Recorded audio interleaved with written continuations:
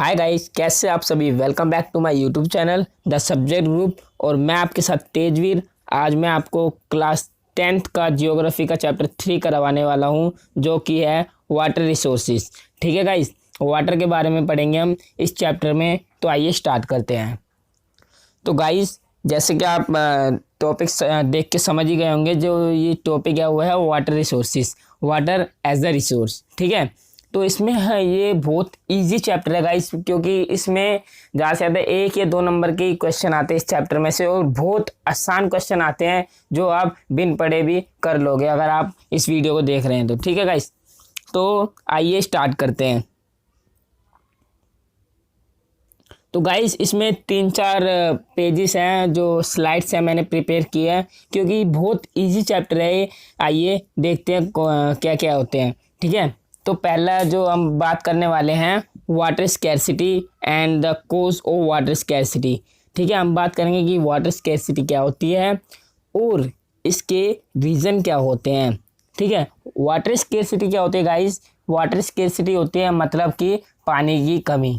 पानी की कमी से आप समझ गए होंगे कि किसी एरिया में कुछ दिनों से पानी नहीं आ रहा, कुछ महीनों से पानी नहीं आ रहा, उसे हम वाटर स्कैरसिटी डिफाइन करेंगे। ठीक है, उसे हम वाटर स्कैरसिटी कहते हैं। जैसे कि आपने यहाँ देख लिया होगा, water scarcity is non availability of water. ठीक है, तो आइए गाइस, अब इसके हम रीज़न जान लेते हैं ऐसा क्यों है। तो हमारा जो पहला रीज़न है गाइस, वो है over growing population. Yes guys, over growing population मतलब कि जैसे जैसे हमारी पॉपुलेशन बढ़ती जा रही है, वैसे वैसे वाटर स्कैरसिटी इंक्रीज़ होती जा रही है। कैसे गाइस? जैसे जैसे हमारी पॉपुलेशन बढ़ रही है, वैसे जो वाटर की डिमांड है वो इंक्रीज़ हो रही है। उसकी वजह से क्या हो रहा है? वाटर स्कैरसिटी हो रही है, पानी की कमी हो रही है। सेकंड रीज़न है गाइस, अनइक्वल एक्सेस। मतलब गाइस कि किसी पे ज़्यादा पानी आ रहा है तो किसी के पास कम आ रहा है। जैसे कि जो पुअर पीपल हैं उनके पास थोड़ा कम पानी की सप्लाई आ रही है, और जो रिच पीपल हैं उनके पास ज़्यादा पानी की सप्लाई आ रही है। ठीक है, ये हमारा सेकंड रीज़न है जिसकी वजह से वाटर स्कैरसिटी हो रही है। अब देखते हैं गाइस, थर्ड रीज़न जो है ओवर एक्सप्लॉयटेशन। कि गाइस क्या हो रहा है, जिसके पास ज़्यादा पानी आ रहा है वो क्या कर रहा है? उस पानी को वेस्ट कर रहा है। जैसे कि हम देख सकते हैं, जिन जिन व्यक्ति के पास ज़्यादा पानी आ रहा है वो ऐसे ही बर्बाद करते जा रहे हैं, और जहाँ पे पानी की कमी है वो एक एक बूंद का इस्तेमाल कर रहे हैं गाइस। ठीक है, इसी को हम ओवर एक्सप्लॉयटेशन कहते हैं। अब फोर्थ जो टर्म है वो है हमारी बैड क्वालिटी ऑफ वाटर। ठीक है, इसकी वजह से क्या हो रहा है, जो हमारा वाटर की क्वालिटी है वो धीरे धीरे बिगड़ती जा रही है। मतलब कि जो हमारे इंडस्ट्रियलिस्ट्स हैं और डोमेस्टिक वर्क में हम जो भी पानी यूज़ करते हैं, जैसे नदी किनारे कुछ लोग होते हैं जो रहते हैं, वो नदी में कपड़े धो लेते हैं। इंडस्ट्रियलिस्ट होते हैं, वो कूड़ा नदी पे ही फेंक देते हैं, जिससे कि आपको पता होगा जो नदी का पानी है वही हम पीते हैं, वही फिल्टर होके आता है। इसकी वजह से जो हमारे पास है बैड क्वालिटी ऑफ वाटर आ रहा है। ठीक है गाइस, तो ये हमारे 4 रीज़न है जिस स्कैरसिटी हो रही है। तो गाइस, जो हमारा नेक्स्ट टॉपिक है, will discuss about the multipurpose project. तो आप कंफ्यूज हो गए होंगे गाइस कि मल्टीपर्पज़ प्रोजेक्ट क्या होता है गाइस। ठीक है गाइस, आई नो कि आप कंफ्यूज होंगे मल्टीपर्पज़ प्रोजेक्ट। तो guys, I would say you to break this word multi. Multi मतलब 2 या 2 से ज़्यादा। ठीक है, पर्पस किसी पर्पस मतलब किसी मुद्दे के लिए। ठीक है, और प्रोजेक्ट तो आपको पता ही होगा। ठीक है, तो मल्टीपर्पज़ प्रोजेक्ट मतलब 2 से ज़्यादा काम में लाने वाला प्रोजेक्ट। ठीक है, 2 से ज़्यादा बेनिफिट देता हो वाला प्रोजेक्ट। ठीक है, तो इसके हम दोनों साइड पे डिस्कस करेंगे। पहला होता है इसके एडवांटेजेस। तो गाइस, ये 5 नंबर का आता है, इसमें हमें डिसएडवांटेजेस प्लस एडवांटेजेस दोनों लिखने होते हैं, जिसकी वजह से हमें 5 मार्क्स मिलते हैं। और मैंने आपको यहाँ पॉइंट्स में समझाया हुआ है, तो I would say you to define this points in your exams. ठीक है गाइस, तो पहले हम पॉइंट्स डिस्कस करते हैं मल्टीपर्पज़ प्रोजेक्ट्स के जो एडवांटेजेस होते हैं। पहला एडवांटेज क्या है? Control flood. मतलब कि फ्लड आपको पता होगा, बाढ़ आने से रोकता है। तो मल्टीपर्पज़, पहले मैं बता दूं, मल्टीपर्पज़ प्रोजेक्ट ये हमारा बेसिकली इसे हम टर्म कर सकते हैं डैम्स से रिलेटेड, ठीक है। जो हमारे डैम्स बिल्ड होते हैं ना रिवर्स के ऊपर, ठीक है, जो रिवर का जो फ्लो है वो रोक देते हैं, उन्हें हम डैम कहते हैं। तो क्या होते हैं, ये फ्लड को कंट्रोल करते हैं।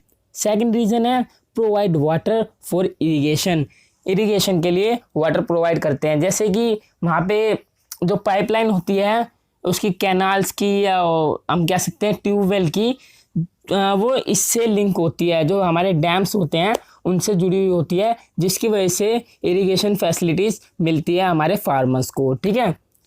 तीसरा हम देख सकते हैं फॉर जनरेटिंग इलेक्ट्रिसिटी। जैसे कि आपको पता होगा, अगर आपने पढ़ा होगा साइंस में चैप्टर 14, तो आपको पता होगा कि हाइड्रो इलेक्ट्रिसिटी प्रोड्यूस होते हैं हमारे डैम्स के थ्रू। जो डैम्स होते हैं उसमें कुछ स्ट्रक्चर होता है, एक टरबाइन स्ट्रक्चर होता है, तो उससे हमारी इलेक्ट्रिसिटी जनरेट होती है, ठीक है। We can say that it produce और इट जनरेट इलेक्ट्रिसिटी। तो आप डिफाइन करना इन सब पॉइंट्स को गाइस, तभी आपको 5 नंबर मिलेंगे।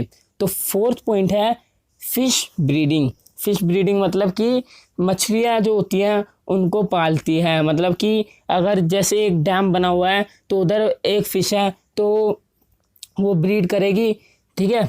जैसे जैसे ब्रीड करेगी, जैसे जैसे वो होएगी, तो ऐसे ही जो अदर मछलियाँ हैं वो भी ब्रीड करेगी, और जो मछलियों की क्वांटिटी है वहाँ पे बढ़ जाएगी, ठीक है। इसकी वजह से क्या होगा, फिश ब्रीडिंग होगी। फिफ्थ पॉइंट है गाइस, वो है supply of water for domestic and industrial use.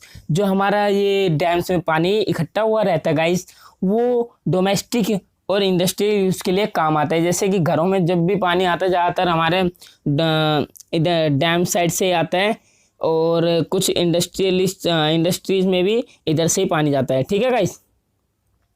तो गाइस जैसे कि मैंने आपको बताया था कि मल्टीपर्पज़ प्रोजेक्ट के हमने एडवांटेजेस देख लिए, अब देखते हैं इसके डिसएडवांटेजेस गाइस, ठीक है।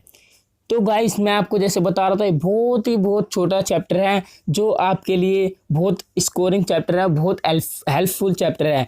आप without reading from your books, only by watching this video you can have the knowledge of this chapter, ठीक है। तो आइए अब इसके डिसएडवांटेजेस देखते हैं। पहला है it restricts the natural flow of water. जैसे कि मैंने बताया था कि कहीं रिवर बह रही है, उस पर हम डैम बना देते हैं, तो उसी को हम मल्टीपर्पज़ प्रोजेक्ट कहते हैं। तो उससे क्या होता है, जो नेचुरल फ्लो होता है हमारे रिवर का, वो ब्रेक हो जाता है, मतलब कि बंद कर देते हैं नेचुरल फ्लो रिवर का, ठीक है। तो सेकंड देखते हैं large displacement of local communities. जो लोकल पीपल होते हैं उस रिवर के आसपास रहते हैं, या फिर उस एरिया में रहते हैं जहाँ पे डैम बनने वाला है, तो उनकी जो लाइफ होती है, उनकी जो कम्युनिटी होती है, उसको एक जगह से दूसरी जगह शिफ्ट होना पड़ता है, जिसकी वजह से उन कम्युनिटीज़ को बहुत ज़्यादा प्रॉब्लम सहनी पड़ती है, ठीक है गाइस। तो थर्ड देखते हैं cause conflicts between states on use of water. तो क्या होता है कि कभी कभी तो लड़ाई होने लग जाती है एक से दूसरे देश के कंट्री या फिर स्टेट के बीच में, कि इस जो हमारी रिवर बह रही है इसका पानी कौन यूज़ करेगा, ठीक है। और हमारा जो फोर्थ पॉइंट है वो है कॉज ऑफ डिफोरेस्टेशन। मतलब कि डिफोरेस्टेशन का मतलब आपको पता ही होगा कि पेड़ कटते हैं। जब भी कोई डैम बनता है तो उसके आसपास अगर कोई पेड़ लगे हुए हैं तो बहुत सारे, मतलब 1000 ऑफ ट्रीज हैं वो कट होते हैं, ठीक है। इसकी वजह से क्या होता है, कॉज ऑफ डिफोरेस्टेशन, ठीक है। अब देखते गाइस कुछ इम्पोर्टेंट वाटर हार्वेस्टिंग सिस्टम्स, ठीक है, कहाँ अवेलेबल है, ठीक है गाइस। तो ये मैंने इम्पोर्टेंट आपके लिए पिक्स लाया हूँ जो आपके लिए वेरी वेरी वेरी इम्पोर्टेंट होगी।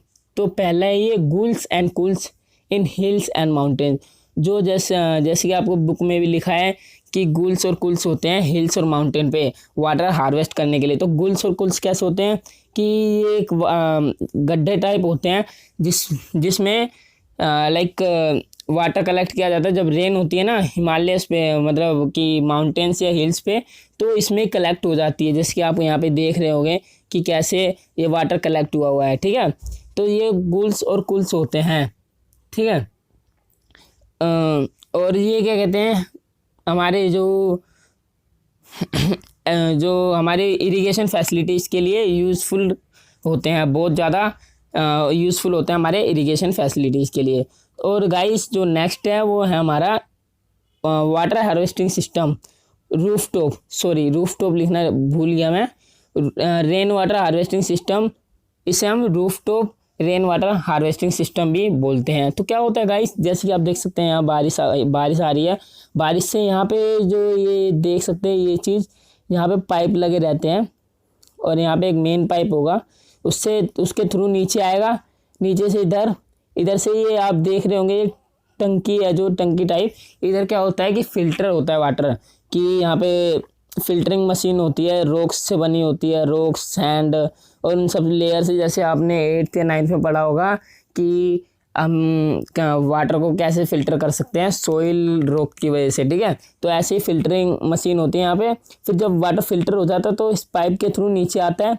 ये हमारा कलेक्शन टैंक होता है जहाँ पे वाटर कलेक्ट होता है। अगर ये ऊपर तक आ जाता है तो ये यहाँ पे वेल मतलब कुएं में चले जाता है, या फिर यहाँ पे हैंड पंप होता है, ठीक है। वो नीचे चले जाके जो हमारा ग्राउंड वाटर है उसे चार्ज करता है, ठीक है गाइस। तो ये हमारा पूरा rooftop rain water harvesting system है। तो आपने ये वाटर सिस्टम राजस्थान में देखा होगा और मैसूर में, कर्नाटका में, ठीक है, इन जगह आपने ये rooftop rain water harvesting system देखा होगा, ठीक है। तो लास्ट जो हमारा हार्वेस्टिंग सिस्टम है, वाटर हार्वेस्टिंग सिस्टम, वो है हमारा ड्रिप सिस्टम।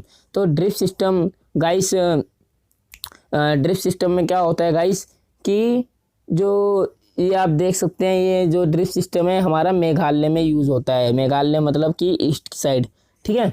तो आप देख सकते हैं, वेस्ट की साइड। तो आप देख सकते हैं हमारे ड्रिप सिस्टम कैसा होता है, ये बैम्बू बंधे रहते हैं, बैम्बू बंधे हुए होते हैं, जिससे वाटर की ड्रॉपलेट गिरती है तो इन बैम्बू में आके यहाँ से ट्रांसफ़र हो जाती है। फिर ये जैसे जैसे आगे जहाँ भी इनके फील्ड होते हैं फार्मर्स के, वहाँ तक पहुँचाते हैं, जिनसे इनके जो फील्ड हैं उनको सफिशिएंट वाटर मिल सके, प्रॉपरली इरिगेशन हो सके। तो ये कहाँ पे मेंटेन किए जाते हैं, ये मेंटेन किए जाते हैं मेघालय में, ठीक है गाइस। और मैं आपको एक फैक्ट बता दूं कि तमिलनाडु एक ऐसा स्टेट है जिसने rooftop rain water harvesting system को कंपलसरी कर दिया है कि हर घर में होना चाहिए, ठीक है गाइस। तो ये मेरी वीडियो थी। अगर आपको पसंद आई हो तो लाइक, सब्सक्राइब और शेयर करना मत भूलना। Thank you for watching guys.